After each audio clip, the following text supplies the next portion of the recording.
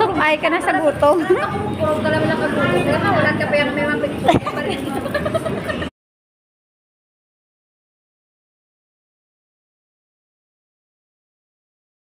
She's a girl na hindi maluho.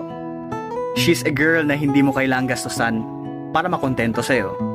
She's a girl na all she want is to be with you. And all she want is your time and effort. Pre, keep mo yung ganyang babae. Kasi bihira na lang ngayon yung hindi maarte. Mapagmahal sa pamilya, may pangarap at respeto sa sarili. Hanapin mo yung babaeng maayos. Hindi basta babae lang.